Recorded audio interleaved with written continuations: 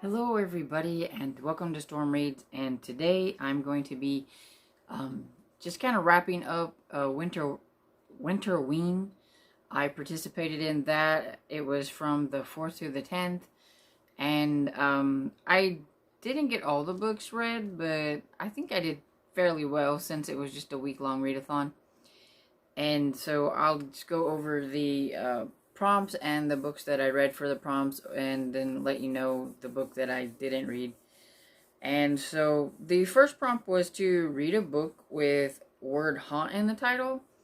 And so I was going to read The Haunting of Bren Wilder by Wendy Webb, but I just couldn't get into it. I only got like 7% into it, and I just kind of stopped and had other things that I was more interested in reading. So I just put it up, and I'm kind of glad I did, because I tuned into the live show that Gabby and Olivia had, and they both didn't like it. Olivia gave it one star, and Gabby gave it 2 stars. So, I'm happy with not reading that one. I'm fine with that. And then the next prompt was to read a book with a blue cover, and so I read An Unexpected Peril by Deanna Raybourn. This is number 6 in the Veronica Speedwell series, and in this one we have Veronica and Stoker. They are working on an exhibit for a mountaineer a lady mountaineer, and she had died on the mountain, and so the country where she had died was wanting to have this exhibit and everything, and so they're putting that together, and while they're putting it together, they see the rope that she was supposed to have been on, and Stoker notices that it looks like it had been cut and not frayed, like if it was purposely done. And that gives Veronica the idea that they need to investigate, but he doesn't want to. They just come off of another investigation where their life was in jeopardy, and he doesn't want to do any more, but of course she will not give that up. And then the princess from that country goes missing, and Veronica seems to look a lot like that princess. So they ask her to pretend to be the princess, because there are some things that she needs to show up for that is important. And Veronica, of course, agrees, and she decides that maybe this will help her get closer to figuring out what happened to Alice, the lady who was murdered. And it also kind of gets you where you can explore a little backstory and a little bit more of how Veronica feels, because throughout the series, which I can't really tell a whole lot, we do know that she is related to the prince and everything, and that's what got her in trouble in the first book, and people were after her. So she doesn't really want anything to do with like royalty or anything.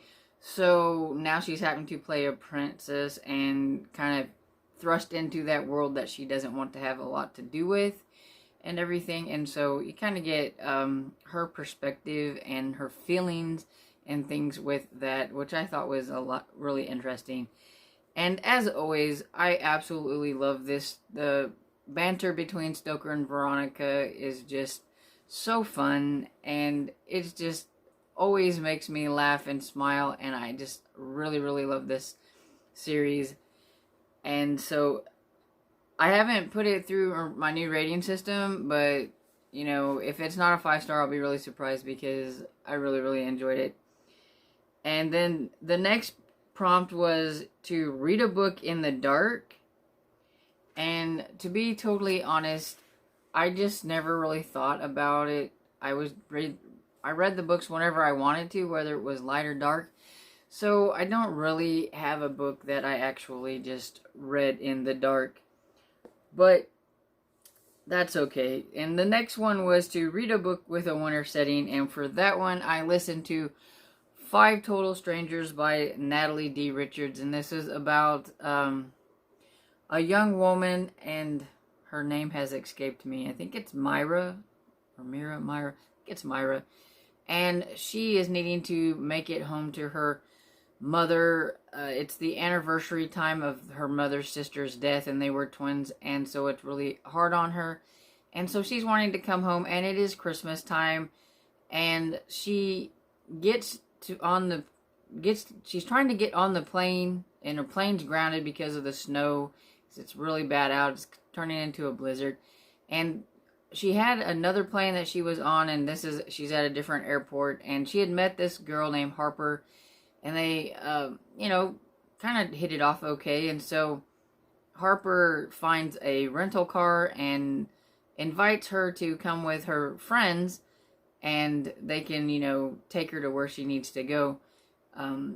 She doesn't ask anything like, who are these people or anything. She just automatically assumes that they are Harper's friends. And so she's like, yeah, she needs to get on. Their college age. She's still in her, I think, senior year of high school. But Harper thinks she's in college because of her art that she's talking about and the schools that she's going to. She assumed that she was in college, and she never corrected her. And so they take off in this blizzard in a car, and some things start happening that are really strange. People's things start going missing, and every now and then you get the perspective of somebody in the car is not a good person and has it out for Mira, and you don't know exactly what happened between them or anything. You just get kind of little bits and pieces. But evidently this person is enamored with her and has been stalking her or something, and thinks that Mira has not paid attention to the person. And so that somebody in that car is not a good person. You just don't know exactly who it is, and you kind of try to go through it. And the actions of the people in the car, they're all pretty questionable, and so you're never really sure. I mean, I kind of thought I had it figured out, and then I wasn't sure, and then I was sure, and then, so you always go with my first instincts, because I always end up being right most of the times, but sometimes I'm not. But yeah, so it did keep me guessing. I think the downfall of the book is, I think the main character made really questionable choices. And that was must have been a car that was really built really well, because they got into a couple of accidents because of the snow. But it seems like the car, took a licking and kept on ticking, kind of thing. And it just seemed a little bit unbelievable that they made it as far as they did in a blizzard when everybody else wasn't. They were, accidents right and left and all that stuff. But it was an enjoyable mystery thriller. I did enjoy it, and so that's good. And then the next one was to read a creepy novella or short story. And so I read the first story in The Gulp by Alan Baxter, and it was called Out on a Rim. And I believe I think there's 5 stories in the book, but I only read the first one because it's, I think, 5 novellas. So I just used the first one for this. And it's about 2 truckers. One is an old guy who's getting ready to retire, and the other one is going to be taking his spot. And he's telling him, showing him the route and everything, and telling him about how he really hates going to this one place called Goldpepper. It's a strange town, and he just gets a real bad feeling in it, and he just really hopes that they don't have to go through that town. And the young guy thinks he's pulling his chain, and just, this is a rookie thing he's doing and everything, and he just doesn't really believe him. Well, they end up having to go through that town, and they have to make a delivery there. And he just tells him, when we get there, we're just going to go in and out. We're just going to make our delivery and get out of there. We're not going to stay, not going to look at anything. And again, the young guy thinks, he's just crazy and just pulling his leg. But when they get there, things happen, and they end up stranded there because a van pulled up in front of them and they couldn't get out, but the older guy wanted to get out, and when he tried to, he did something and messed up the rim of the tire. So they're going to have to wait until morning for somebody to come get them. And the old man is not happy at all, and he refuses to get out of the truck. And the young guy goes, well, I'm going to go explore. And he's telling him he shouldn't do it, and he don't listen. And so the old guy locks himself in the car, or in the truck, and the young guy goes exploring. And of course he shouldn't have, and bad things happen. And actually, I kind of enjoyed it. It was pretty good. I'm not usually real good with short stories or things like that, but I found it quite enjoyable and interesting enough to want to continue on with the other stories. I think they all are supposed to connect, because I know they all are centered in that gold pepper place that everybody calls the gulp, because it tends to swallow people.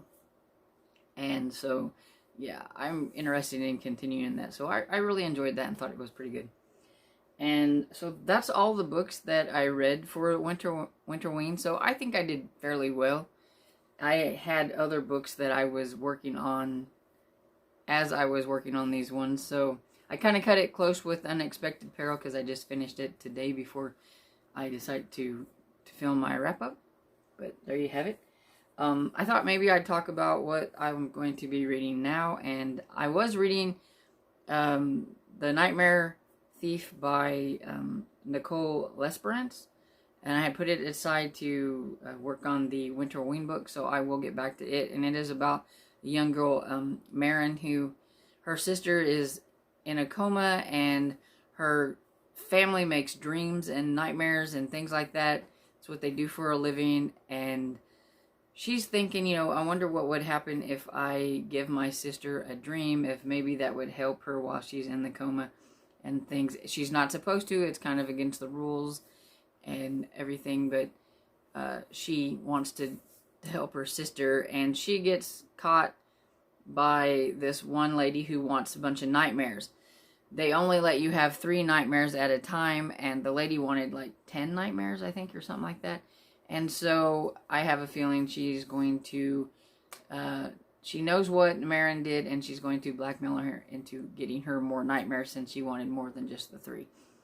And right now I'm only about, I think, 10% into it. And so far it's okay. It's a little slow going, but hopefully it will pick up. And I am also listening to Brother by Anya Albright, and it's a horror book and about brothers. But I'm only like 10% into it, and I'm following along with the book, and so far it's almost kind of reminds me of a Texas Chainsaw Massacre family. They're pretty out there. I mean, it started out pretty good, so I'm hoping it sticks like that, and I'm going to enjoy it. But so far it's pretty good. And also going to be reading The Burning Page by Guinevere Cogman. This is number 3 in the Invisible Library series, and my friend and I are buddy reading this, so I want to get started on this because January is kind of going faster than I thought it would be, and so yeah, got to get this in before January gets over, and then I'm like, so got that. And so that's all I have for this video, and so I hope you liked it, and if you did, please give it a thumbs up and subscribe, and I'll see you all in the next video. Bye.